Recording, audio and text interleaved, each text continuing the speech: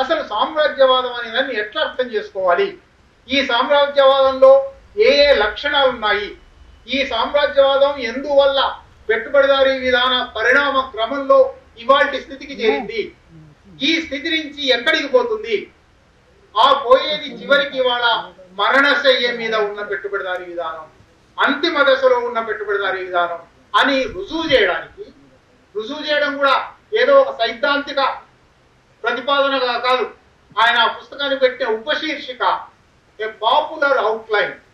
ఇది ప్రజలందరికీ తెలియజేయడం కోసం సమాజానికి అవసరమైన ఒక పాఠ్య గ్రంథంగా ఇస్తున్నాను. ఇది నిజంగా పుస్తకం వచ్చి 128 సంవత్సరాలైంది.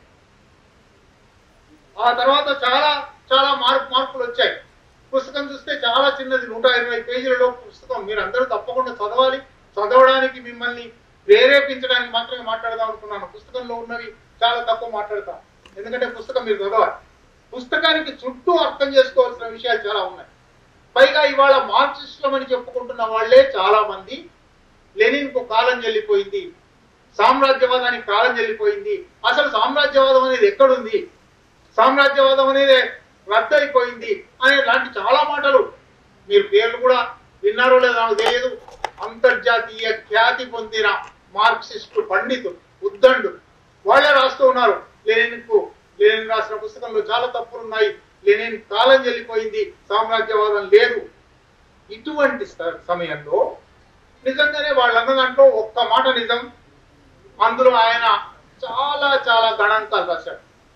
రష్యన్ ఆర్థిక వ్యవస్థ గురించి, ప్రపంచ ఆర్థిక వ్యవస్థ గురించి, ఆయా దేశాల ఆర్థిక వ్యవస్థల గురించి చాలా లెక్కలు ఇచ్చాడు. వాళ్ళకి ఈ సంవత్సరం ఇంత లాభం వచ్చింది, ఇంత పెట్టుబడి పెట్టారు. 106 ఏళ్ల కింద లెక్కలు కాబట్టి ఆ లెక్కలకు కాలం చెల్లింది సరే, ఆ లెక్కలు పనికిరావు కాదు. అందులో ఆయన అనేక మంది రచయితలను ఉటంకించాడు. ఆ రచయితలు ఆ రోజు ఆయనకు చాలా ప్రధానమైన రచయితలు, వాళ్ళతో తలపడాలి, వాళ్ళు చెప్పిన దాన్ని ఖండించాలి అని ఆయనకు అనిపించిందేమో కానీ ఇవాళ వాళ్ళ పేరే చాలా మందికి తెలియదు. కాలగర్భంలో కలిసిపోయారు వాళ్ళు. కనుక గణాంకాలకు కాలం చెల్లింది, ఆ రచయితలకు కాలం చెల్లింది. ఆయన ఏ ఏ స్థలాల గురించి, ఏ ఏ కంపెనీల గురించి రాశాడో ఆ స్థలాల్లో ఆ కంపెనీలు లేవు, ఆ కంపెనీలు మూతపడిపోయాయి, లేదా కొత్త కంపెనీలు వచ్చాయి, లేదా ఆ కంపెనీలు వేరే కంపెనీల్లో మిళితమైపోయాయి, విజీర్ణం అయిపోయాయి. కనుక పుస్తకాన్ని పుస్తకంగా మాత్రమే చూస్తే దాదాపు ప్రతి పేజీలోనూ ఇప్పుడు పనికిరానిది, ఇప్పుడు లేనిది, ఇప్పుడు ఉపయోగంలో లేనిది కనబడుతుంది. మరి ఎందుకు ఈ పుస్తకానికి ప్రాధాన్యత ఉంది? అయినా సరే ఈ పుస్తకానికి ప్రాధాన్యత ఉంది. ఈ పుస్తకం ప్రాసంగికత అంటారు. అంటే ఎప్పుడో రాసింది అయినప్పటికీ, ఎప్పుడో మాట్లాడింది అయినప్పటికీ ఇవాల్టి సందర్భానికి అది సరిగ్గా సరిపోతుంది. లెక్కలు పక్కన పెట్టండి, స్థలాలు పక్కన పెట్టండి, రచయితల పేర్లు పక్కన పెట్టండి. దాని నుంచి ఆయన తీసిన సారం ఉంటుంది కదా, దాని నుంచి ఆయన చేసిన నిర్ధారణ ఉంటుంది కదా, దానివల్ల ఆయన చేసిన ఒక సూత్రీకరణ ఉంటుంది కదా. ఆ సూత్రీకరణలు, ఆ నిర్ధారణలు, ఆ విశ్లేషణలు ఇవాల్టికి ఉపయోగపడతాయి. అందువలనే ఆ పుస్తకానికి ఇవాల్టి కూడా చదువుతుంటే బహుశా చాలా మందికి ప్రపంచ చరిత్ర మీద అంత అవగాహన లేని వాళ్లకు, లేదా ఆయా దేశాల ఆర్థిక వ్యవస్థల పరిణామం మీద అవగాహన లేని వాళ్లకు ఇదంతా కొంచెం మనకు అందకుండా ఎక్కడో పైన పోయింది అనిపించవచ్చు. కానీ ఆ వివరణ అంతా ఇచ్చి ఆయన దాని నుంచి ఒక నిర్ధారణ తీస్తాడు, దాని నుంచి ఒక సత్యం రాబడతాడు. అనేక వాస్తవాలు ఉన్నాయి, వాస్తవాల నుంచి సత్యం రాబడతాడు. వాస్తవాలన్నీ కాలగర్భంలో కలిసిపోయాయి, సత్యం నిలిచి. కామ్రేడ్ లెనిన్ 1916లో చెప్పిన ఈ పుస్తకంలో, చాలా చిన్న పుస్తకం, 120 పేజీల్లో కనీసం ఒక 30-40 ప్రధానమైన సూత్రీకరణ ఉంది. ఈ సూత్రీకరణలో ఏ ఒక్కదానికి కాలం చెల్లలేదు. ఈ సూత్రీకరణలో ప్రతి ఒక్కటి ఇవాళ యథాతథంగానే ఉంది, లేదా దాన్ని సృజనాత్మకంగా అర్థం చేసుకోవాలి, దాన్ని వర్తింపజేయాలి, దానికి అదనంగా చేర్చాలి. గత 100 సంవత్సరాల మార్క్సిస్టు మేధావుల కృషిలో అనేక అంశాలు జోడయ్యాయి. అది వాటి గురించి కూడా చెప్తాను, వాటి దగ్గర కూడా వద్దాం. కానీ వాళ్ళెవరూ కూడా లెనిన్ కు కాలం చెల్లింది అని అదనంగా కలపలేదు. లెనిన్ పునాది మీద ఇంకా ఈ మార్పులు వచ్చాయి, చరిత్రలో, స్థలాలలో, కాలాలలో ఈ మార్పులు వచ్చాయి. అందువల్ల ఈ మార్పులు దీనికి అదనంగా జోడించవలసి ఉంది అని జోడించారు. అందువల్ల లెనిన్ చెప్పిన సామ్రాజ్యవాద సిద్ధాంతం, సామ్రాజ్యవాదం గురించి లెనిన్ చేసిన సిద్ధాంతానికి ఇవాల్టికి అక్షరాల ప్రాసంగికత ఉంది. ప్రతి అక్షరము ఇవాల్టికి వర్తిస్తుంది. ఏమి చెప్పాడు ఆయన? ఏమి చెప్పాడో చెప్పడానికన్నా కొద్ది ముందు ఆయన ఎందుకు రాశాడు, ఎప్పుడు రాశాడు దగ్గరలోకి పోదాం. 1914లో ప్రపంచ యుద్ధం, మొట్టమొదటి ప్రపంచ యుద్ధం. అంతకుముందు దేశానికి మధ్య యుద్ధాలు జరుగుతున్నాయి. యూరోప్ లో అనేక యుద్ధాలు జరిగాయి, ప్రపంచవ్యాప్తంగా అనేక యుద్ధాలు జరిగాయి. కానీ మొదటిసారి 1914లో ప్రపంచ యుద్ధం మొదలైంది. రెండు వేరు కూటములు, రెండు వేరు శిబిరాలు చేరి, ఆ శిబిరంలో ఒక 5-6 దేశాలు, ఈ శిబిరంలో ఒక 5-6 దేశాలు, ఈ 5-6 దేశాల కింద అనేక వలస దేశాలు. అంటే బహుశా ప్రపంచం అంతా రెండుగా చీలిపోయి యుద్ధం చేసుకుంది. ఈ యుద్ధ క్రమంలో యుద్ధం నడుస్తుంది. 14లో మొదలైంది, 18లో అంతమైంది. 4 సంవత్సరాల పాటు నడిచింది. ఈ 4 సంవత్సరాల యుద్ధం మధ్యలో ఆయన రష్యాలో ఉండలేని పరిస్థితి వచ్చింది. అరెస్ట్ ఉంటే అరెస్ట్ చేస్తారు, బహుశా చంపేస్తారు. అటువంటి స్థితిలో ఆయన జూరిచ్ కు ప్రవాసం వెళ్ళాడు, స్విట్జర్లాండ్ ప్రవాసం వెళ్ళాడు. అక్కడ ప్రవాసంలో కూర్చుని తనకు దొరికిన గణాంకాల ఆధారంగా ఆయన ఆశ్చర్యం, ఆయన జీవిత చరిత్ర గురించి పొద్దున మాట్లాడుతుంటారు మీరు. మొదటి రచన, ఆయన తొలి ప్రామాణిక రచన, ఆయన జైల్లో ఉన్నప్పుడు, సైబీరియాలో జైల్లో పెట్టారు. ఆయన జైల్లో ఇంకేమి మనుషులు కలిసే అవకాశం లేదు. పుస్తకాలు మాత్రం భారత జైళ్లలో లాగా కాకుండా రష్యా జైలులో, జార్జ్ జైళ్లలో కనీసం అడిగిన పుస్తకాలు ఇచ్చేవాడు. ఇక్కడ పుస్తకాలు ఇవ్వడం కూడా బంద్ చేశారు. ఆయన ప్రభుత్వాలు రిపోర్ట్లు ప్రకటిస్తాయి కదా, బ్లూ బుక్ అనేవాడు. వాళ్ళు ప్రభుత్వానికి ఎంత ఆదాయం వచ్చింది, ఎంత ఆదాయం పోయింది, ఎంతమంది సంపన్నులు ఉన్నారు, ఎంత ట్యాక్స్ కడుతున్నారు, ఇటువంటి ప్రతి సంవత్సరం లెక్కలు ఉంటాయి. ఈ లెక్కల పుస్తకాలన్నీ నాకు పంపించండి అని అడిగాడు.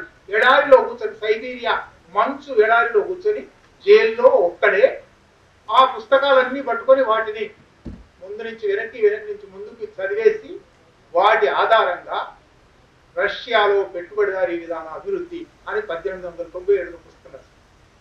సరిగ్గా అట్లా 20 ఏళ్ల తర్వాత మళ్ళీ ఒక సందర్భం వచ్చింది. ఈ సందర్భంలో జూరిచ్ లో ఉన్నాడు. జూరిచ్ లో తోటి సహ ప్రవాసులు ఉన్నారు కాబట్టి మాట్లాడుకోవడానికి, చర్చించుకోవడానికి అవకాశం ఉంది. కానీ రాయవలసిన సందర్భం ఒకటి వచ్చింది. ఆ సందర్భం గురించి కొద్దిసేపట్లో చెప్తాను. సామ్రాజ్యవాద యుద్ధం జరుగుతూ ఉన్నది. రెండు వైపులా సామ్రాజ్యవాదులు యుద్ధం చేసుకుంటూ ఉన్నారు.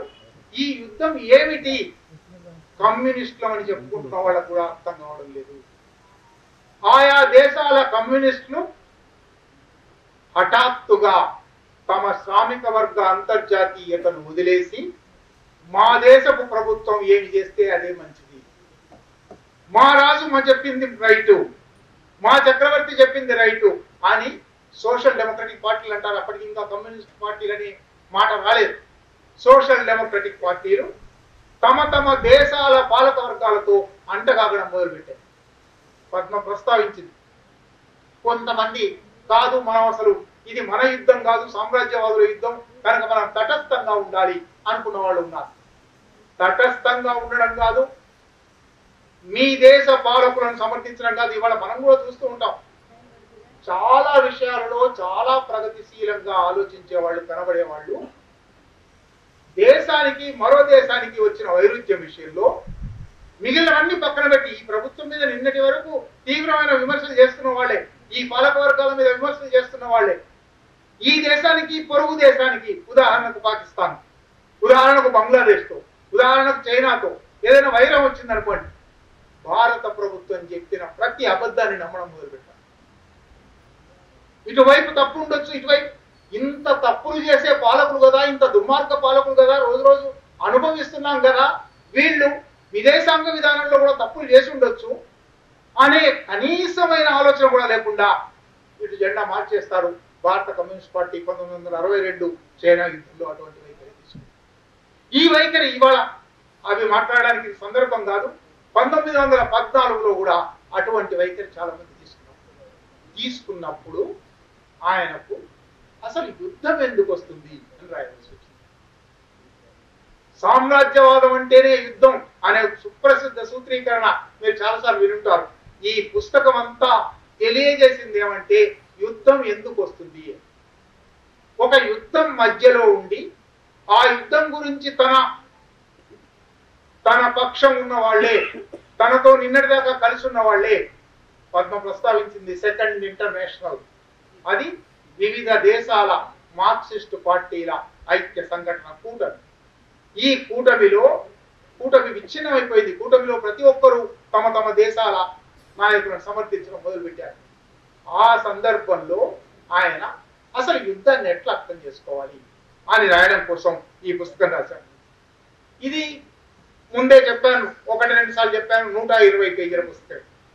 ఈ 120 పేజీలు కూడా ఎంత సులభమైన, అందుకే ఆయన పాపులర్ అవుట్లైన్ అన్నాడు కాబట్టి, ఎంత సులభమైన అధ్యాయాలంటే 120 పేజీలను 10 అధ్యాయాలుగా రాశాడు.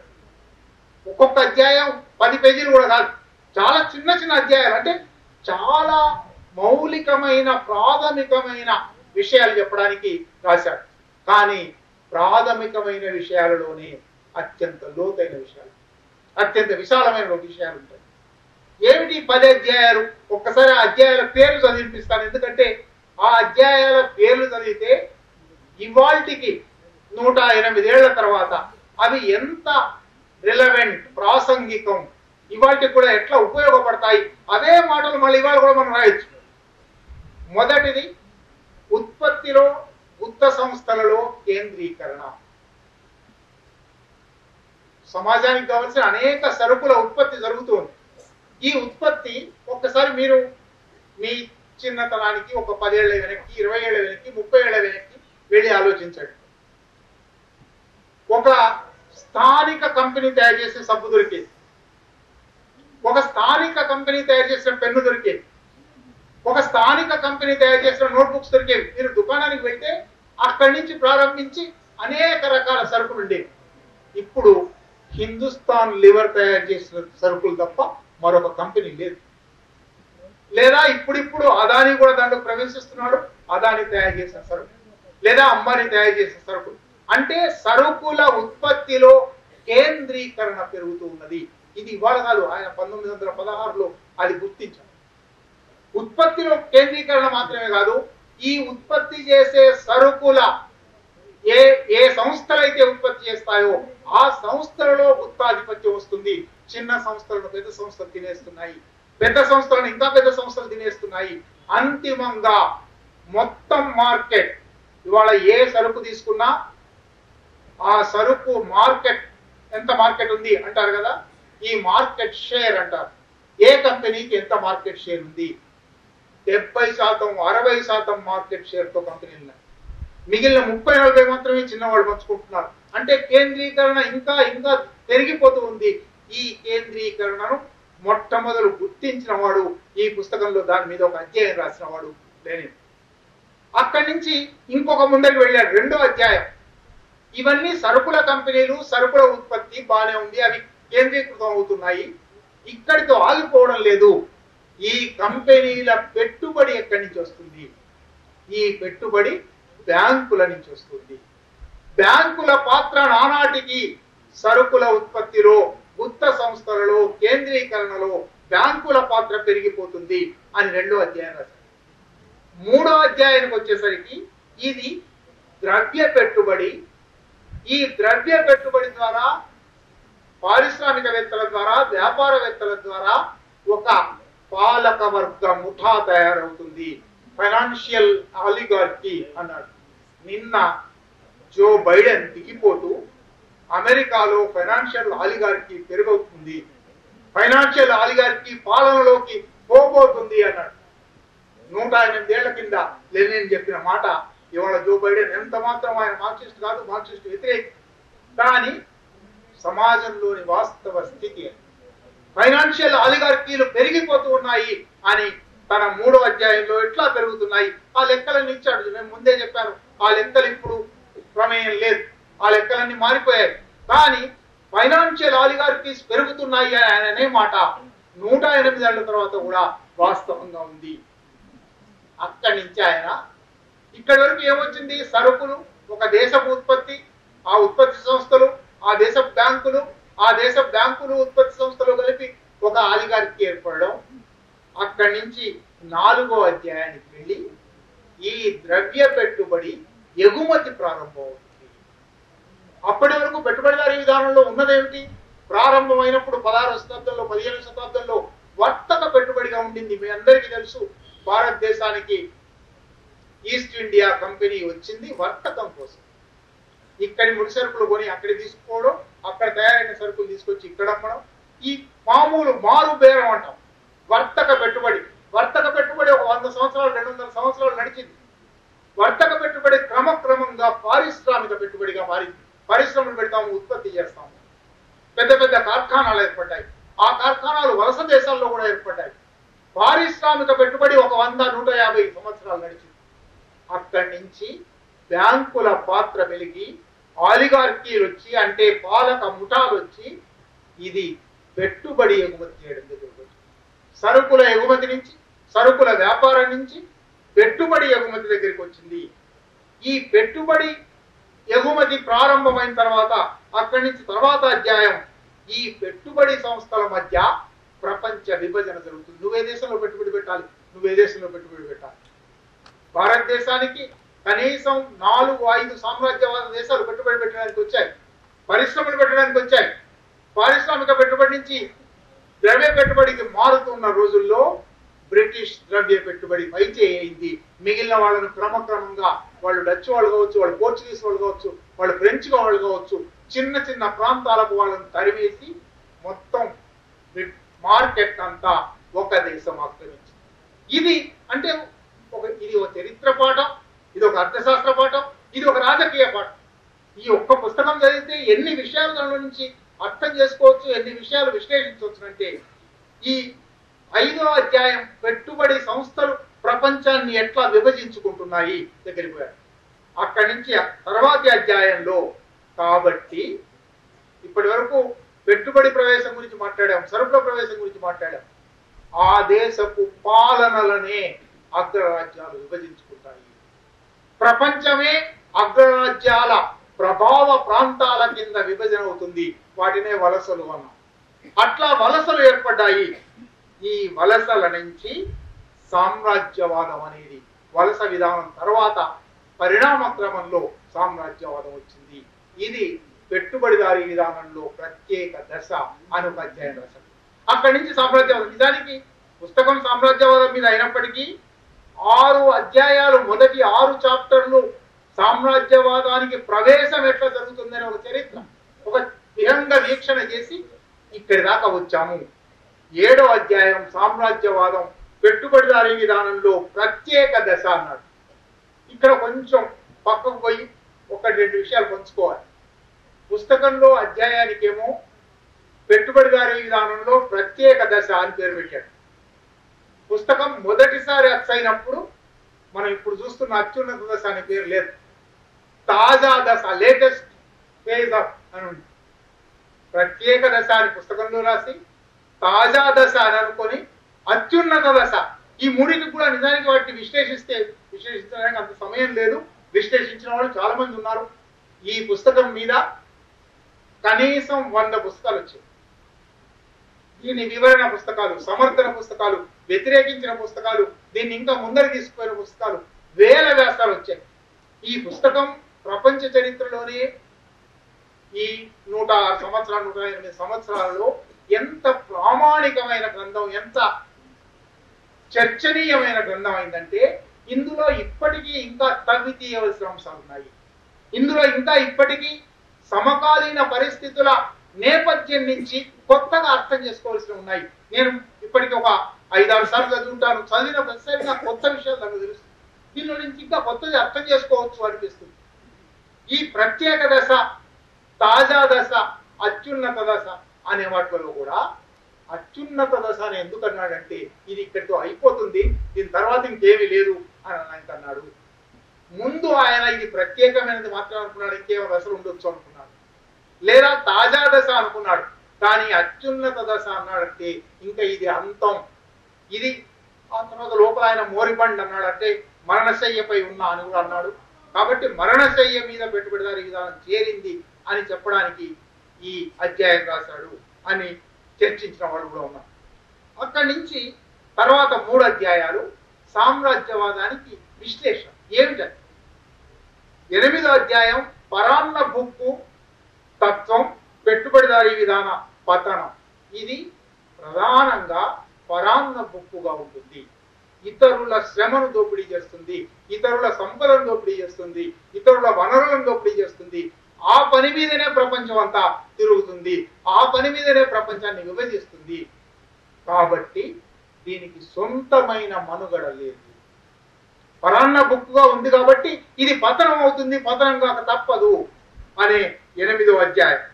9వ అధ్యాయం సామ్రాజ్యవాదంపై విమర్శ అని సామ్రాజ్యవాదం మీద అప్పటికి సమర్థిస్తున్న వాళ్ళ కొందరిని కూడా ఖండించి ఎట్లా విమర్శించాలి, దీన్ని ఎట్లా విమర్శించవలసి ఉంది. చివరి అధ్యాయం 10వ అధ్యాయం చరిత్రలో సామ్రాజ్యవాద స్థానం ఉంది. సామ్రాజ్యవాదానికి చరిత్ర ఎక్కడో ఆదిమ మానవుల దగ్గర బానిస యుగం దగ్గర ప్రారంభించి చరిత్ర పరిణామ క్రమం సాగుతూ వచ్చింది కదా. ఈ చరిత్ర పరిణామ క్రమంలో సామ్రాజ్యవాదం స్థానాన్ని ఎట్లా చూడాలి అని 10వ అధ్యాయం రాశారు.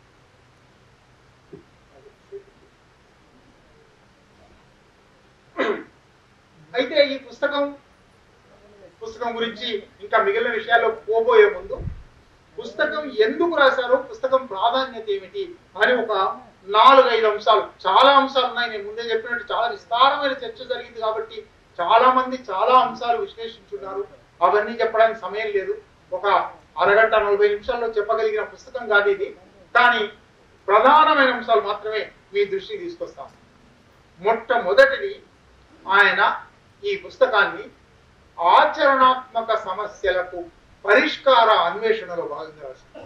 ఇది ప్రధానం. ఇది ఏదో సైద్ధాంతిక గ్రంథం కాదు, లేదా ఆయన ఉప్పుసుకోక రాసింది, ప్రవాసంలో ఉన్నాడు కాబట్టి పొద్దుపోవడానికి రాసింది కాదు, లేదా ఆయన పాండిత్యం చూపెట్టుకోవడానికి రాసింది కాదు. ఆచరణలో కొన్ని సమస్యలు వస్తూ ఉన్నాయి. ఏమి సమస్యలని? శ్రామిక వర్గ అంతర్జాతీయత కుప్పకూలిపోయింది, యుద్ధం వచ్చింది, యుద్ధాన్ని సరిగా అర్థం చేసుకోవడం లేదు. కనుక ఈ స్థితిలో ఈ ఆచరణాత్మకమైన సమస్యలను ఎదుర్కోవడానికి, ఆచరణాత్మకమైన సమస్యలను అర్థం చేసుకోవడానికి ఒక సిద్ధాంతం కావాలి. ఎప్పుడైనా ఆచరణకు సిద్ధాంతానికి ఉండే ఈ గతితార్కిక సంబంధం, ఈ గతితార్కిక సంబంధం ఆయనకు అంతకు ముందే 20 ఏళ్ల విప్లవ క్రమంలో తెలిసి ఉంది. ఆ తెలివిడి నుంచే, ఆ అవగాహన నుంచే, ఆ చైతన్యం నుంచే ప్రస్తుత సామాజిక పరిస్థితుల్లో రష్యా సోషల్ డెమోక్రటిక్ పార్టీ ముందర కానీ, లేదా ఇతర దేశాల సోషల్ డెమోక్రటిక్ పార్టీల ముందర కానీ ఉన్న సమస్యలు ఏమిటి, ఆచరణాత్మక సమస్యలు ఏమిటి, ఈ సమస్యలను పరిష్కరించడానికి అసలు ఈ వస్తువును అర్థం చేసుకోవడం అవసరం అని మొట్టమొదటి ఆయన ఇది రాయడానికి కారణమైంది. మొదటిది. రెండో కారణం ఇంకో కొంచెం విశాలమైనది. మార్క్సిజంలో, మార్క్సిస్ట్ ఆలోచనధారలో 1901 నుంచే, అంటే మార్క్స్ మరణించి అప్పటికి 25-30 సంవత్సరాలు అయిపోయింది. ఎంగెల్స్ మరణించి 6-7 సంవత్సరాలు అయిపోయింది. మార్క్స్ ఎంగెల్స్లకు సహచరులుగా ఉన్నవాళ్లే మార్క్సిజాన్ని తిరగదోడడం మొదలుపెట్టింది. 1901లో ఎడ్వర్డ్ బెర్న్స్టీన్ అని ఒక జర్మన్ మార్క్సిస్టు, అప్పటికి ఆయన మార్క్స్ ఎంగెల్స్లతో కలిసి పనిచేశాడు, ముఖ్యంగా ఎంగెల్స్తో కలిసి పనిచేశాడు. మార్క్సిస్ట్గా లెక్క ఆయన మనం మార్క్సిజాన్ని రివైజ్ చేయవలసి ఉంది అన్నాడు. అక్కడి నుంచే మనకి రివిజనిజం అనే మాట వచ్చింది. రివైజ్ చేయవలసి ఉంది అన్నాడు. ఎందుకు రివైజ్ చేయవలసి ఉంది అన్నాడు? 2-3 కారణాలు చెప్పాడు. మార్క్స్ నాటి నుంచి మనం పెట్టుబడిదారీ విధానం దాని అంతర్గత వైరుధ్యాలతో కూలిపోతుంది అని అనుకుంటున్నాము, కానీ కూలిపోలేదు. ఆయన 1867లో క్యాపిటల్ రాశాడు, 40 ఏళ్లు గడిచిపోయాయి, అది కూలిపోలేదు. కాబట్టి ఇది కూలిపోదేమో, వ్యవస్థ మార్పు అనేది సాధ్యం కాదేమో, కనుక ఉన్న వ్యవస్థలోనే ఏమైనా మార్పుల కోసం ప్రయత్నం చేయాలేమో. ఆయన ఒక మాట వాడాడు, పీస్ఫుల్ ట్రేడ్ యూనియనిజం, శాంతియుత కార్మిక వర్గ పోరాటం ఏమైనా నడపగలమా? వర్గ పోరాటం వద్దు, వర్గ పోరాటం చేయలేము, వ్యవస్థ మారదు అని తెలిసిపోయింది. కనుక శాంతియుత ట్రేడ్ యూనియనిజం చేయగలమా? అప్పటికే యూరోప్ లో ఎన్నికలు జరుగుతున్నాయి. ఎన్నికలతో సమాజం అంతా ఎన్నుకున్న ప్రభుత్వం వచ్చింది. కాబట్టి రాజ్యం ఒక వర్గపు ఒక పాలక వర్గపు సాధనంగా ఉంటుంది అని మనం చేసే విమర్శ కూడా సరైంది కాదేమో. ఇది అందరి రాజ్యమేమో. ఇప్పుడు కూడా చాలా మంది ఇటువంటి భ్రమలు మన చుట్టూ కూడా వస్తున్నాయి. ఈ భ్రమలు 1901లో మొదటిసారి వచ్చిన దగ్గర నుంచి రివిజనిజం అనే ఒక ధార మార్క్సిస్టు కమ్యూనిస్టు ఆలోచన పరుల మధ్య ఆచరణ కార్యకర్తల మధ్య సాగుతూ వచ్చింది. వాళ్లకు దాని కొనసాగింపే యూరప్ లో అనేక సోషల్ డెమోక్రటిక్ పార్టీలు యుద్ధంలో ఇటువంటి వైఖరి తీసుకున్నారు.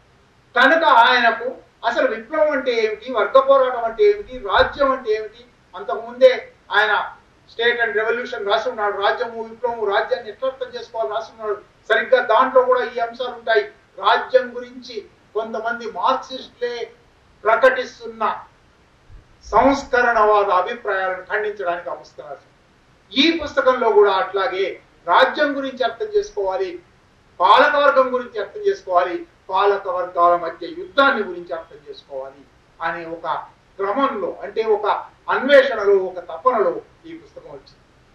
ఇంకొక అంశం, అప్పటి వరకు విప్లవం గురించి మాట్లాడుతున్నది సోషలిస్ట్ విప్లవం, శ్రామిక వర్గ విప్లవం. కానీ అనేక వలస దేశాలు ఉన్నాయి. ఈ సామ్రాజ్యవాద దేశాల కింద వలసలుగా ఉన్నాయి. ఆ వలసల్లో పోరాటం ఎట్లా జరగాలి, వలస దేశాల గురించి, తూర్పు దేశాల గురించి మొదటిసారి ఆలోచించిన పుస్తకం.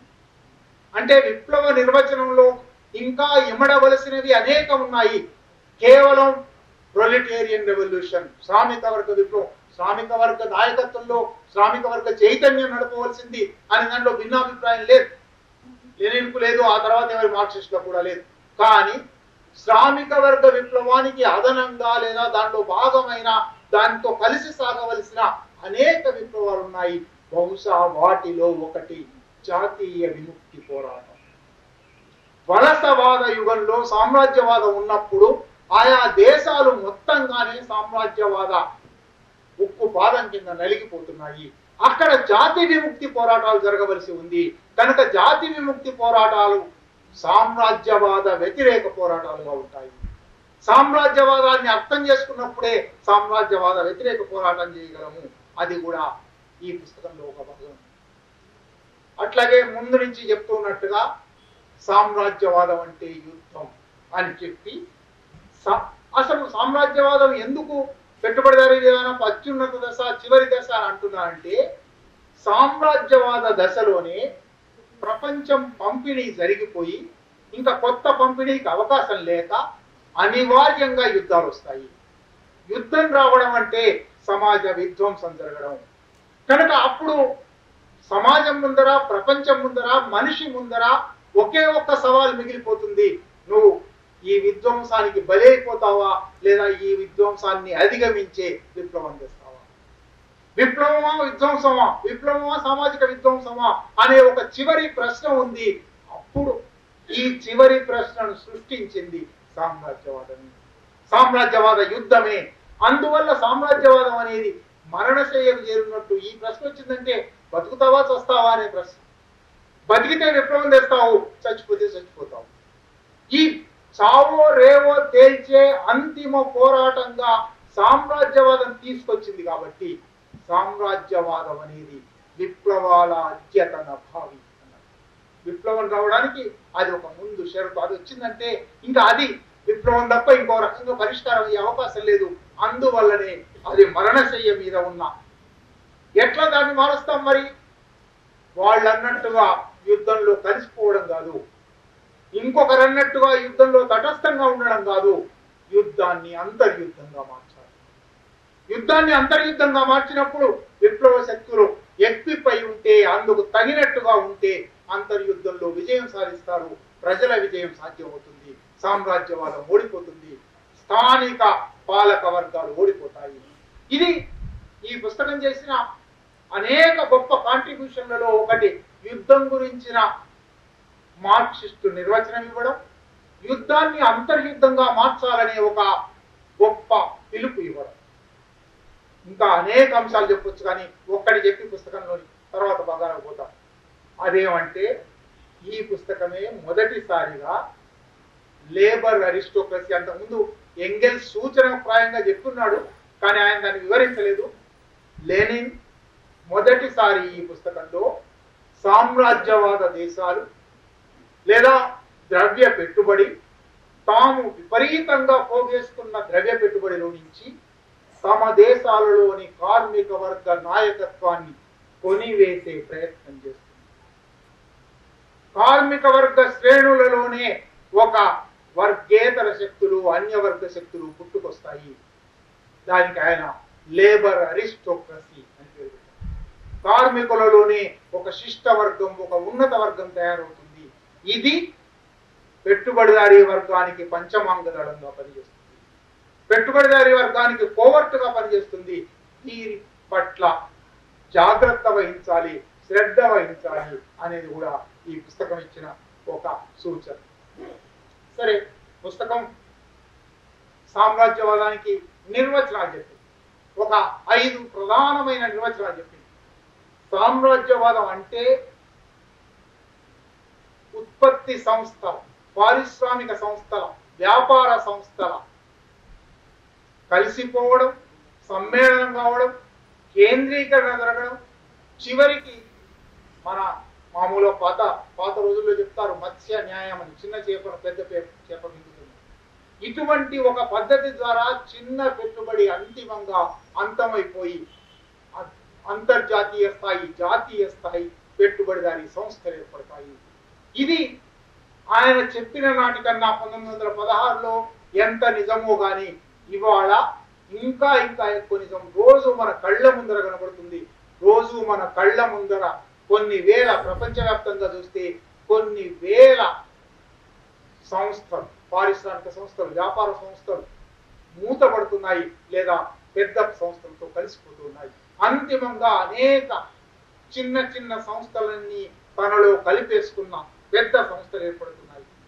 వీటి మిలాఖత్ కావచ్చు, కలయిక కావచ్చు, కాంగ్లోమరేషన్ కావచ్చు, అటువంటి అనేక పద్ధతుల ద్వారా వీటికి ముందర పద్మ ప్రస్తావించింది. అనేక పేర్లు ఉన్నాయి. కార్టెల్ అంటారు, ట్రస్ట్ అంటారు, జాయింట్ స్టాక్ కంపెనీ అంటారు.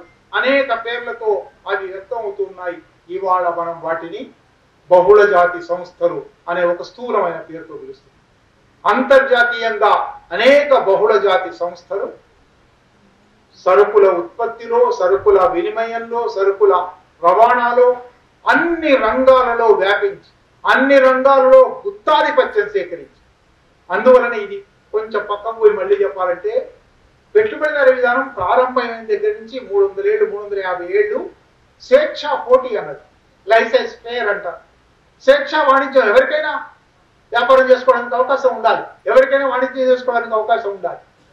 అక్కడి నుంచి అది పతనమైందనడానికి, మరణశైలి మీద చేరిందనడానికి, కుళ్ళిపోయిందనడానికి ఒక చిహ్నం ఏమంటే, ఒకప్పుడు స్వేచ్ఛా వాణిజ్యం, స్వేచ్ఛా సమానత్వం, సౌభ్రాతృత్వం అని నినాదం ఇచ్చింది, భూస్వామ్యం మీద పోరాడింది, చక్రవర్తిని తీసుకొచ్చి రోడ్డు మీద తల నరికేసింది.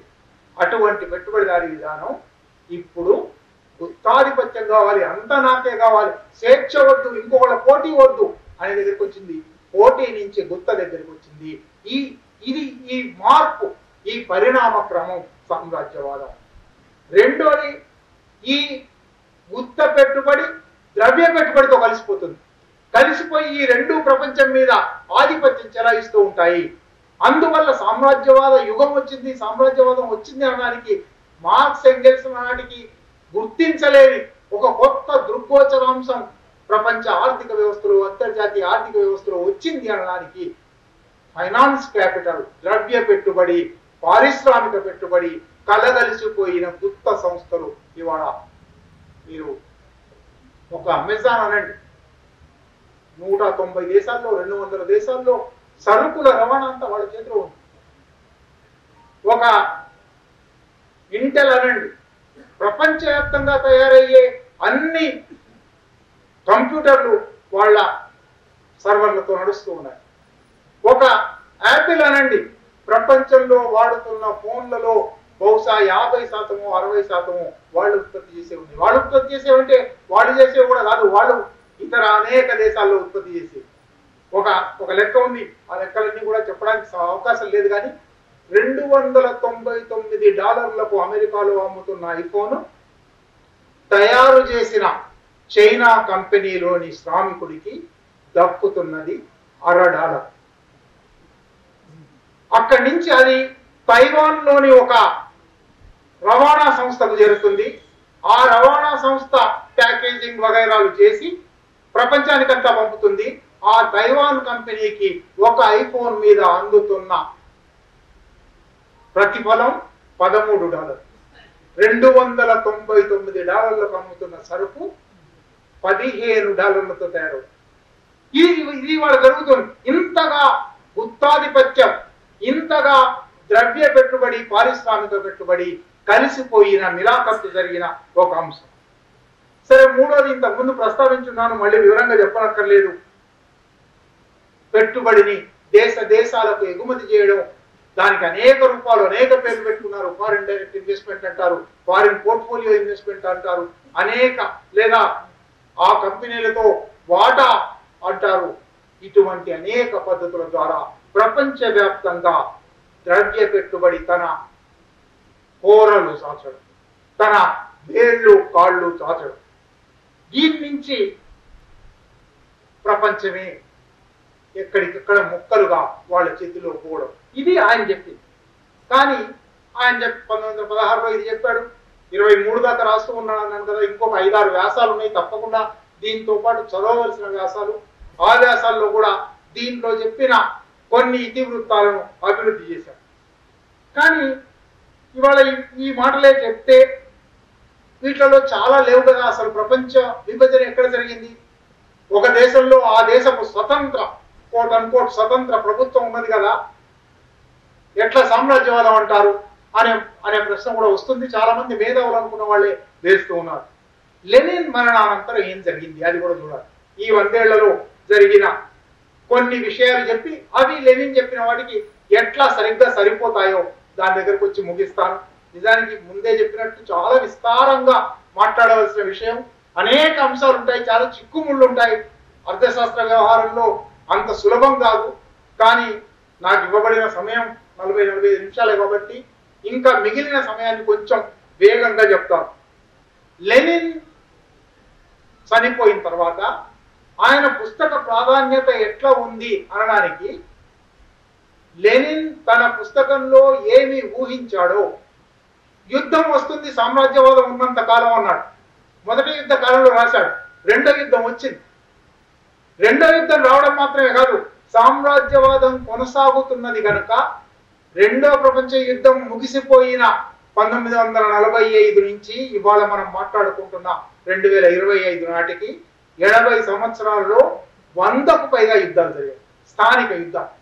ఒకే ఒక్క మార్పు ఏమంటే ప్రపంచ యుద్ధాల ఒక క్రమం ఆగిపోయింది కావచ్చు, కానీ అదే సామ్రాజ్యవాద శక్తులు వేరు దేశాల మధ్య యుద్ధాలు పెట్టి తమ ఆయుధ సంపత్తిని అమ్ముకోవడానికి ప్రయత్నం చేస్తూ ఉన్నాయి. కనుక యుద్ధం అనేది ఆగలేదు. సామ్రాజ్యవాదం అంటే యుద్ధం అని లెనిన్ అన్న మాటకు తర్వాత 108 సంవత్సరాలు ఒక ఖచ్చితమైన నిదర్శనంగా రుజువుగా ఉన్నాయి. అయితే ఆయన పుస్తకం వెంటనే ఏమన్నానంటే రెండో ప్రపంచ యుద్ధం రాగానే చూసారా లెనిన్ అన్నాడు, కరెక్ట్ గా జరిగింది, ప్రపంచాన్ని పంచుకోవడానికి ప్రయత్నం జరిగింది అని అన్నారు. కానీ రెండో ప్రపంచ యుద్ధం తర్వాత ఈ లోపే ఇంకొకటి 2 సంగతులు కూడా చెప్పాలి. 1929లో పెట్టుబడిదారీ విధానం మరణశయ్య మీద ఉంది అని అన్న తర్వాత నిజం కాలేదు కదా అనే ప్రశ్న కూడా వస్తుంది. పెట్టుబడిదారీ విధానం, సామ్రాజ్యవాదం అనేక ఎత్తులు వేసింది, అనేక ఎత్తులు జిత్తులు వేస్తూ తన శవంగా మారిపోయినప్పటికీ, జీవోత్సవంగా ఉన్నప్పటికీ తన జీవన పరిధిని పెంచుకోవడానికి ప్రయత్నాలు చేస్తుంది. 1929లోనే ఈ పుస్తకం వచ్చిన 13 ఏళ్లకే మహా సంక్షోభం అని వచ్చింది. గ్రేట్ డిక్లైన్ అంటారు. అమెరికాలో మార్కెట్లన్నీ కుప్పకూలిపోయాయి, అందువల్ల యూరోప్ లో మార్కెట్ కుప్పకూలిపోయాయి, ప్రపంచమే ఒక సంక్షోభాన్ని ఎదుర్కొంది. దాని నుంచి బయటపడడానికి సంక్షేమ రాజ్యం అని ఒక భావన తీసుకొచ్చింది. ప్రజల సంక్షేమానికి మేమే నిధులు ఇస్తాము, వాటి ద్వారా మార్కెట్ అభివృద్ధి అవుతుంది. అది ఇంకా ఎంత దూరం పోయిందంటే, మరి ప్రభుత్వం దగ్గర డబ్బులు లేవు కదా, ప్రభుత్వం దగ్గర పనులు లేవు కదా అంటే ఒకరోజు గోతిని తవ్వి డబ్బులు ఇవ్వండి, కూలి ఇవ్వండి, మర్నాడు గోతి పూడ్చడానికి కూలి ఇవ్వండి. తద్వారా శ్రమకు ఒక ప్రతిఫలం ఇస్తారు. ఆ ప్రతిఫలంతో ఆయన సరుకు కొనడానికి పోతాడు. తద్వారా మార్కెట్ అభివృద్ధి అవుతుంది. తద్వారా పరిశ్రమలు నడుస్తాయి. ఆర్థిక వ్యవస్థ చక్రం తిరుగుతుంది. అంటే పెట్టుబడిదారీ విధానం కూలిపోయిన సందర్భం వచ్చినప్పుడు కూడా దాని నుంచి బయటపడడానికి కొత్త ఎత్తులు అనేక వేసుకుంది.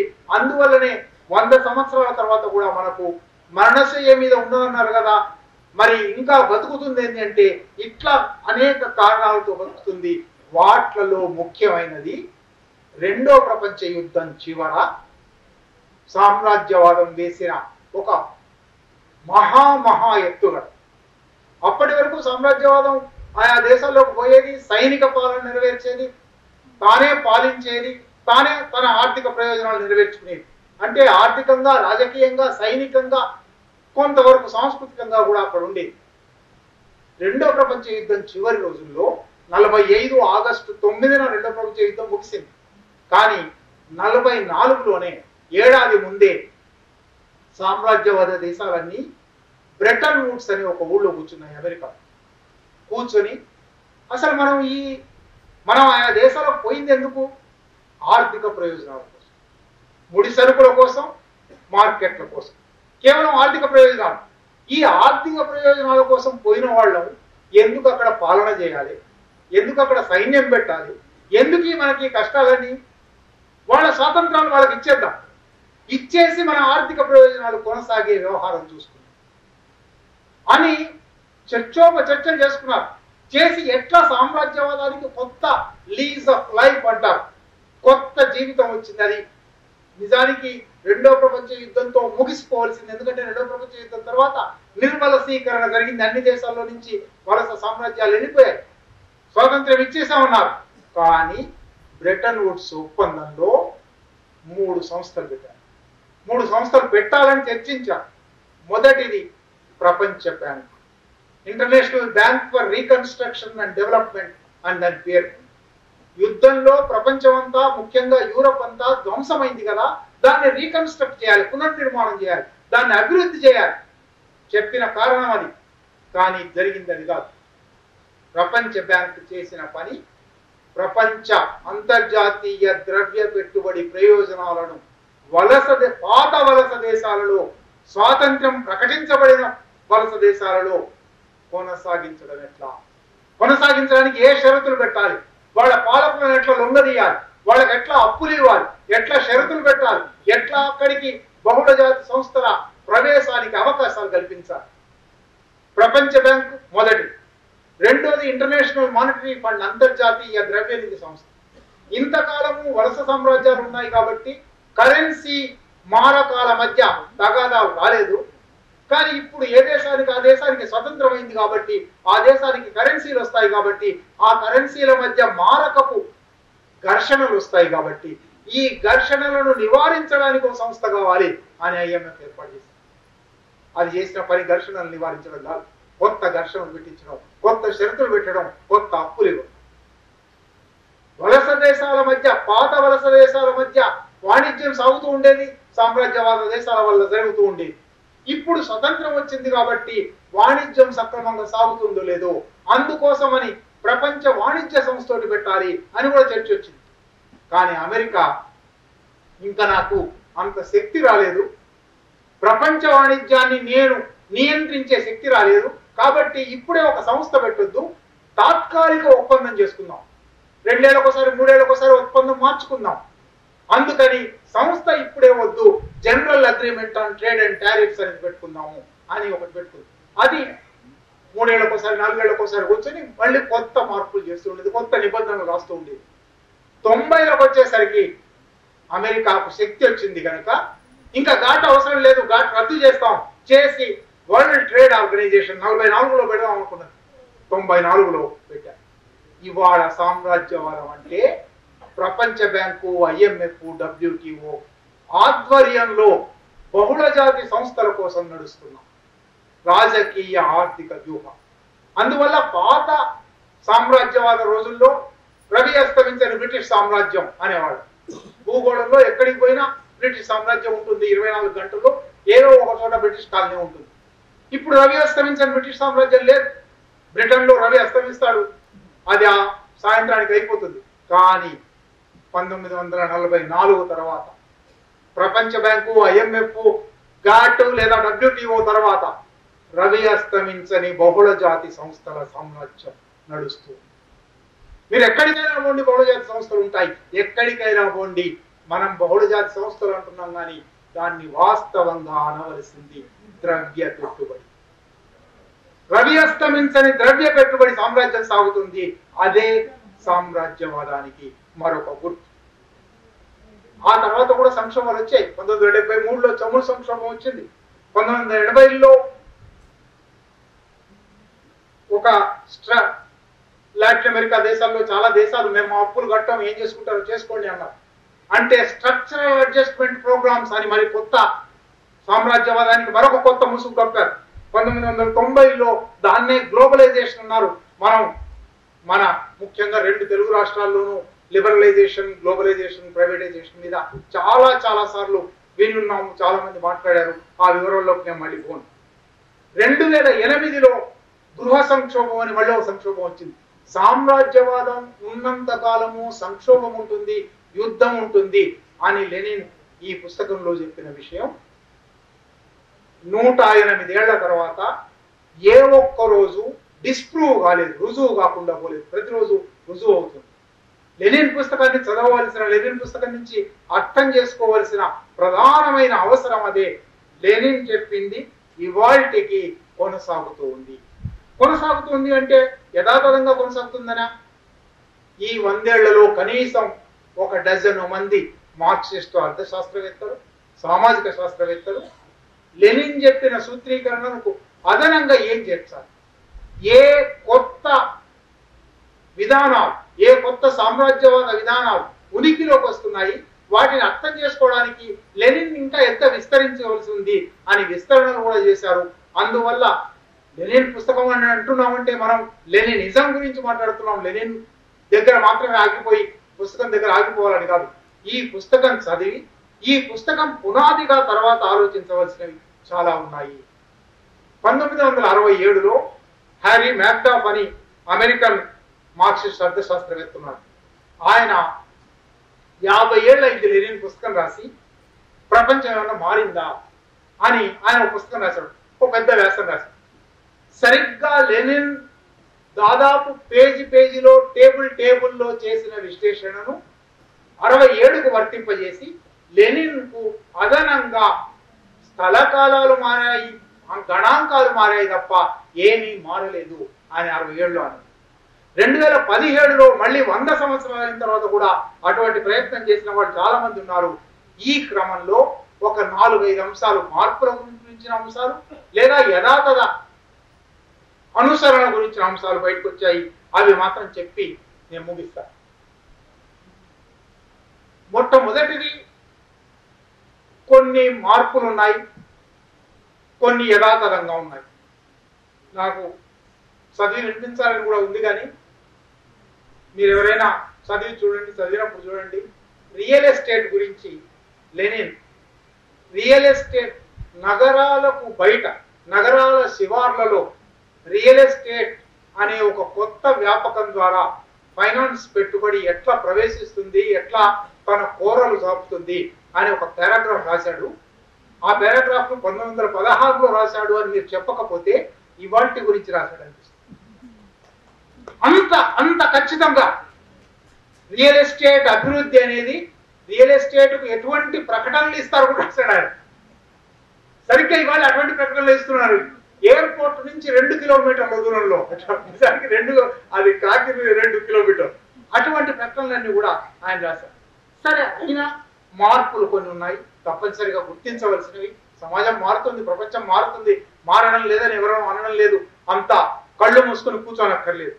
గణాంకాలు మారాయి. ఆయన ఏ ప్రధానమైన బహుళజాతి సంస్థలు, ఏ ప్రధానమైన ద్రవ్య పెట్టుబడి సంస్థలు రాశాడో వాటిలో చాలా ఇవాళ లేవు. వాటి స్థానంలో కొత్త వచ్చాయి. మనం కూడా చూసాం. మనం మొదటి రోజుల్లో టాటా బిర్లా అనేవాళ్ళం. ఇవాళ టాటా బిర్లా అనేవాళ్ళు సోదరులు కూడా లేరు. అదాని, అంబానీ అంటున్నాం. ఇంకో 20 ఏళ్లకో 50 ఏళ్లకో అదాని, అంబానీ పోవచ్చు. ఇంకో కొత్త బహుళజాతి సంస్థలు, ఇంకో కొత్త కార్పొరేట్ సంస్థలు రావచ్చు. కనుక ఈ మార్పులు, ఇటువంటి మార్పులు తప్పకుండా గుర్తించవలసి ఉన్నాయి.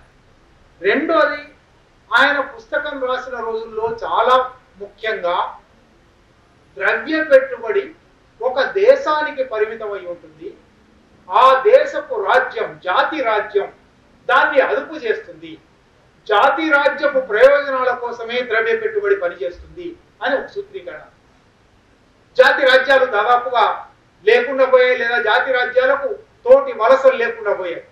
అందువల్ల ఇప్పుడు జాతి రాజ్య భావనను మించిన, జాతి రాజ్యాల అదుపులో లేని ద్రవ్య పెట్టుబడి వచ్చి, ద్రవ్య పెట్టుబడి అదుపులోనే జాతి రాజ్యం ఒక మార్పు జరిగింది. అంతర్జాతీయ ద్రవ్య పెట్టుబడి ఒక మోడీ ఏం పని చేయాలి, ఒక బోల్సనారో ఏం పని చేయాలి, ఒక ఇమ్రాన్ ఖాన్ ఏం చేయాలి, వీళ్ళు నిర్ణయిస్తూ ఉన్నారు.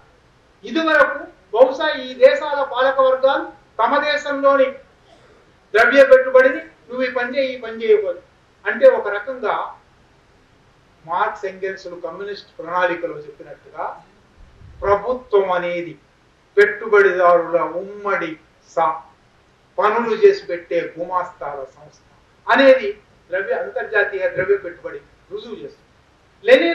లెనిన్ నాటికి జాతి రాజ్యాలు మాత్రమే ఉన్నాయి కాబట్టి, జాతి రాజ్యాలు ప్రబలంగా ఉన్నాయి కాబట్టి, జాతి రాజ్యాల గుప్పెట్లో వలసలు ఉన్నాయి కాబట్టి ఆయన రాశాడు. ఇవాళ ఆ మార్పు ఆ రోజుల్లో, లెనిన్ పుస్తకం రోజుల్లో పరిశ్రమకు ద్రవ్య పెట్టుబడికి చాలా దగ్గర సంబంధం ఉంది. రెండు కలగలిసిపోయాయి అని రాశాడు, రెండు మిలాఖత్ అయ్యాయి అని రాశాడు. ఇవాళ పరిశ్రమ అనేది లేకపోయినా సరే ద్రవ్య పెట్టుబడి ఉంటుంది. ద్రవ్య పెట్టుబడిదే రాజ్యం అయిపోయింది. లెనిన్ ఈ పుస్తకంలోనే ఎక్కడో చోట ఇంతకుముందే వెతుకుతూ ఉన్నాను, ఒక చోట ఫిక్టిషియస్ క్యాపిటల్ అనే మాట కూడా వాడాడు. కాల్పనిక పెట్టుబడి. ఇదివరకు పెట్టుబడి అనేది ఎత్తుటితో చెమటతో తయారవుతుంది, అది ఒక ఫిజికల్. ఫిక్టిషియస్ క్యాపిటల్ ఇవాళ ప్రపంచంలో స్టాక్ మార్కెట్లలో 24 గంటలు గ్లోబ్ చుట్టూ కొన్ని $100 ట్రిలియన్ చలామణి జరుగుతుంది. దీనికి ఎక్కడ శ్రమతో, పరిశ్రమతో, సరుకుతో సంబంధం లేదు, ద్రవ్య పెట్టుబడి తిరుగుతుంది. ఈ మార్పు కొత్త మార్పు. దీని మీద కూడా విశ్లేషణ చేసిన వాళ్ళు ఉన్నారు. లెనిన్ నాటి కన్నా విస్తరించిన అంతర్జాతీయ సమాచార సంబంధాల వల్ల, సాంకేతిక పరిజ్ఞానం ఇచ్చిన అవకాశాల వల్ల స్టాక్ మార్కెట్ చలనం విపరీతంగా జరిగి ఈ కొత్త రకపు ద్రవ్య పెట్టుబడి వచ్చింది. తప్పనిసరిగా మార్పు గుర్తించవలసింది. ఇంకొక అంశం, లెనిన్ పుస్తకం రాసిన నాటికి సామ్రాజ్యవాద దేశాల మధ్య వైరుధ్యం చాలా తీవ్రంగా ఉంది. భౌగోళిక విభజన కోసం, మార్కెట్ల విభజన కోసం, ముడి సరుకుల విభజన కోసం విపరీతంగా కొట్టుకున్నారు, యుద్ధాలు చేసుకున్నారు వాళ్ళలో వాళ్ళు. కానీ ఈ 100 సంవత్సరాల క్రమంలో వాళ్ళ మధ్య యుద్ధాల కన్నా ప్రాక్సీ యుద్ధాలు జరుగుతున్నాయి. వాళ్ళు అటొకరిని పురికొల్పుతారు, ఇటొకరిని పురికొల్పుతారు, యుద్ధం చేస్తారు. లేదా ఒకరే ఇద్దరిని పురికొల్పుతారు, యుద్ధం చేయిస్తారు. అంటే ఒక కొత్త రూపంలోని యుద్ధం వచ్చింది. ఆనాడు లెనిన్ చెప్పిన యుద్ధం కన్నా ఇవాళ ఉక్రెయిన్ రష్యా యుద్ధం ఉన్నాయంటే నిజానికి ఉక్రెయిన్ రష్యా కొట్లాడుకుంటున్నాయా, లేక నాటో రష్యా కొట్లాడుకుంటున్నాయా, లేదా రెండు సైనిక ఆయుధ పరిశ్రమలు కొట్లాడుకుంటున్నాయి? చెప్పలేదు. గాజాలో ఇజ్రాయెల్ సాగిస్తున్న దురాగతం అమెరికా తరఫున జరుగుతున్నది, కానీ అమెరికా ఎక్కడ తనంతట దిగినట్లేదు. కనుక పాత రోజుల్లోగా సామ్రాజ్యవాద దేశాల మధ్య యుద్ధం లేకపోగా ఐక్యత కూడా కనబడుతుంది. మూడో ప్రపంచ దేశాల మీద, లాటిన్ అమెరికా, ఆఫ్రికా, ఆసియా దేశాల ప్రజల మీద, మార్కెట్ల మీద, వనరుల మీద ఉత్తరార్ధ గోళం దాడి చేస్తూ ఉంది. కనుక ఒక్క 3-4 లెక్కలు మాత్రం ఇచ్చి ముగిస్తాం. ఒక ఇటీవల 2015-17 కాలంలో దక్షిణార్ధ గోళం నుంచి, అంటే లాటిన్ అమెరికా, ఆఫ్రికా, ఆసియా దేశాల నుంచి ఉత్తరార్ధ గోళానికి లేదా సామ్రాజ్యవాదానికి లేదా ద్రవ్య పెట్టుబడికి 82,600 కోట్ల గంటల శ్రమ ఎక్స్ట్రాక్ట్ చేశారు. సర్ప్లస్ ఎక్స్ట్రాక్షన్ అంటారు. అదనపు విలువను, అదనపు శ్రమను లాగడం ఎంత ఎక్కువగా జరుగుతుందంటే ఎక్స్ట్రాక్షన్ ఆఫ్ సర్ప్లస్ ఒక సంవత్సరంలో 82,600 కోట్ల గంటల శ్రమ ఉత్పత్తి దక్షిణార్ధగోళం నుంచి ఉత్తరార్ధగోళానికి, పేద దేశాల నుంచి, పాత వలస దేశాల నుంచి సామ్రాజ్యవాద దేశాలకు లాగివేయబడింది, సైపం చేయబడింది. దీన్ని ఉత్తరార్ధగోళంలో ఇచ్చే గంటకు ఎంత వేతనం అనే దాంతో లెక్క వేస్తే $18,40,000. ఒక డాలర్కు 80 రూపాయలు లేదా 100 రూపాయలు లెక్కేసుకోండి. ఇది ఎంత అవుతుందో చెప్పడానికి కూడా వీలేదు, ఎన్ని సున్నాలు పెట్టాలి. $18,40,000 వేతనం ఇవ్వవలసి వస్తుంది. కానీ దక్షిణార్ధగోళంలో ఉన్న వేతనాలు అక్కడ 100 రూపాయలు ఇస్తే ఇక్కడ 13 రూపాయలు. కనుక ఎంత తక్కువ వేతనాలకు అదనపు శ్రమ లాగివేయబడుతుంది. ఇది ఒక లెక్క ఇచ్చారు. ఈ లెక్కనే ఇంకా కొనసాగించి భారతదేశం నుంచి 1947 వరకు, అంటే 1600 నుంచి రాబర్ట్ క్లైవ్ దిగిన దగ్గర నుంచి 1947 వరకు $1.9 ట్రిలియన్ సంపద పోయింది అని ఒక లెక్క వేశారు. 47 నుంచి 2020 వరకు 64 ట్రిలియన్ల. అంతకుముందు 200 సంవత్సరాలు 1 ట్రిలియన్ పోతే ఈ 75 సంవత్సరాలలో 64 ట్రిలియన్లు పోయింది. ఇది అంటే సామ్రాజ్యవాదం ఉందా లేదా అని ఇంకా చర్చించేవాళ్ళు ఉన్నారు. కాబట్టి లెనిన్ పుస్తకం ఎందుకు రిలవెంట్ అవుతుందంటే సామ్రాజ్యవాదం ఇంకా ఇంత పెద్ద ఎత్తున ఉంది. అంక్టాడ్ ఉంది, United nations trade and development council, ఐక్యరాజ్య సమితికి సంబంధించిన సంస్థ. అది ఒక లెక్క వేసింది. 2017 ఒక్క సంవత్సరంలో $496 బిలియన్ సంపద దక్షిణార్ధగోళం నుంచి సామ్రాజ్యవాద దేశాలకు పోయింది. ఈ లెక్కలే చెప్తున్నాయి సామ్రాజ్యవాదం యథాతథంగా ఉంది. సరిగ్గా ఇదంతా సంపద ఎక్కడికి పోతుంది? 6 దేశాలకు మాత్రమే పోతుంది. America, Germany, Japan, Italy, France, England. సరిగ్గా లెనిన్ ఈ పుస్తకంలో ఆ 6 దేశాల గురించి రాశాడు. ఆ 6 దేశాలు ఎట్లా ప్రపంచ సంపదను దోచుకుంటున్నాయి అన్నారు. 1916లో అవే 6 దేశాలు ప్రపంచ సంపదను దోచుకున్నాయి. ఇవాళ 2024లో అవే 6 దేశాలు దోచుకుంటూ ఉన్నాయి. ఈ దోచుకోవడానికి అనేక మార్గాలు ఉన్నాయి. Balance of trade, balance of payments అంటారు. ఎగుమతి దిగుమతుల మధ్య తేడా, వ్యత్యాసం. Net payments to foreign investor banks. ప్రతి సంస్థకు, బహుశా మన హైదరాబాద్ రోడ్ల మీద తిరుగుతూ ఉంటే మీకు కనబడే ప్రతి మల్టీనేషనల్ బట్టల దుకాణం, ప్రతి మల్టీనేషనల్ ఎలక్ట్రానిక్ దుకాణం ఏదో ఒక అంతర్జాతీయ బ్యాంకు పెట్టుబడితో నడుస్తున్న అంతర్జాతీయ బహుళజాతి సంస్థకు సంబంధించి. వీళ్ళకు ఇక్కడి నుంచి లాభాలు పోతూ ఉంటాయి. ఇటువంటి net payments to foreign investor banks రూపంలో సంపద తరలింపు జరుగుతూ ఉంది. Payments for freight and insurance. అంతర్జాతీయ సరుకుల రవాణా జరుగుతుంది కదా, ఈ సరుకుల రవాణాకు సంబంధించిన ఇన్సూరెన్స్ కానీ రవాణా కానీ వీటికి లక్షల కోట్ల డాలర్ల ధనం ఆ కంపెనీలకు, అవి బహుళజాతి సంస్థలు, అవి సామ్రాజ్యవాద సంస్థలకు చెందినాయి. ఇటువంటి రాయల్టీస్ ఉంటాయి, పేటెంట్స్ ఉంటాయి. ఇటువంటి అనేక రూపాల్లో సంపద తరలింపు జరుగుతుంది. అందువల్లనే మళ్ళీ ప్రారంభం దగ్గరికి వస్తాను ముగించడానికి. ఆక్స్ఫామ్ నివేదిక, నాట్ టేకర్స్ నాట్ మేకర్స్. వాళ్ళు సంపద సృష్టించడం లేదు, సంపద కొల్లగొడుతూ ఉన్నారు. ఒక్క లెక్క ఇచ్చారు వాళ్ళు 2023లో, అంటే గత సంవత్సరం, ఇది 2024 నివేదిక కాబట్టి 2023 లెక్కలు ఉన్నాయి. ఉత్తరార్ధగోళంలో సామ్రాజ్యవాద దేశాలలోని 1% ధనికులు గంటకు $3 కోట్ల సంపద దక్షిణాది నుంచి సేకరిస్తున్నారు. గంటకు $3 కోట్ల, అంటే 24 గంటల్లో ఎంత పోతుంది చూడండి.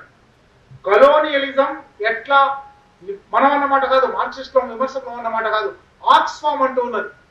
వలసవాదం కొనసాగుతూ ఉన్నది. అమెరికా, బ్రిటన్, ఫ్రాన్స్ అనే 3 దేశాలు వలస కాలంలో ఎంత దోపిడీ సాగించాయో ఇవాళ కూడా అంత దోపిడీ సాగిస్తున్నాయి అని ఆక్స్ఫామ్ నిన్న విడుదల చేసిన నివేదికలో అంటూ ఉన్నది. ఇన్ని చెప్పిన తర్వాత లెనిన్ ఇంకొక పాఠం గురించి కూడా చెప్పి ముగించారు.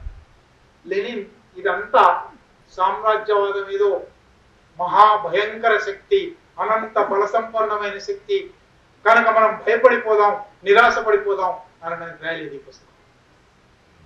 ఇంత బల సంపన్నంగా కనబడేది నిజానికి మరణశయ్య మీద ఉంది, అంతిమ దశలో ఉంది. దీన్ని అంతర్యుద్ధం ద్వారా కూల్చవచ్చును అన్నాడు. దీన్నే ఇంకా విస్తరించి మావో సామ్రాజ్యవాదం అంటే కాగిత పులి, అది పులిలాగా కనబడుతుంది కానీ కాగిత పులి. దాని గోర్లు కోరలు భయపెట్టే కళ్ళు చూడవలసిందే, తప్పనిసరిగా ఎత్తుగడల రీత్యా గుర్తించవలసిందే. కానీ వ్యూహం రీత్యా ఇది కాగిత పులి, నిప్పు పెడితే ఆరిపోయి కుప్ప కూలిపోతుంది, నీళ్లు చల్లితే కుప్ప కూలిపోతుంది అని గుర్తించాలి. అని గుర్తించడమే ప్రజల శక్తికి, శ్రామికుల శక్తికి, పేద దేశాల శక్తికి, పాత వలస దేశాల శక్తికి నిదర్శనం.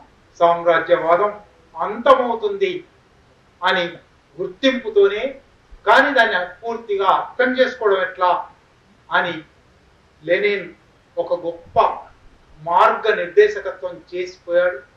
ఆ మార్గ నిర్దేశకత్వంలో ఇవాళకి ప్రపంచవ్యాప్తంగా అనేక సామ్రాజ్యవాద వ్యతిరేక పోరాటాలు కావచ్చు, శక్తులు కావచ్చు, ఆలోచనలు కావచ్చు, ఏ స్థాయిలో అయినా ఉండవచ్చు. సామ్రాజ్యవాద వ్యతిరేక ఆలోచన ధార ఈ పుస్తకంతో ప్రారంభమైంది, ఈ పుస్తకంతో కొనసాగుతోంది. తప్పనిసరిగా సామ్రాజ్యవాదాన్ని ఓడించి విజయం సాధిస్తుంది. అందులో భారత విప్లవోద్యమానికి ఒక ప్రధాన పాత్ర ఉంటుందని నేను నా విశ్వాసం. అనేక చోట్ల చెప్పాను. సామ్రాజ్యవాదాన్ని ఓడించగల శక్తి తన శ్రమశక్తి వల్ల కానీ, తన జన సాంద్రత వల్ల కానీ, తన చైతన్యం వల్ల కానీ భారత శ్రామిక వర్గం మీద మాత్రమే ఉంది. ఆ శ్రామిక వర్గ విప్లవోద్యమంలో భాగమైన మీతో ఈ 4 మాటలు పంచుకోగలడం నా అదృష్టంగా భావిస్తూ కృతజ్ఞతలు.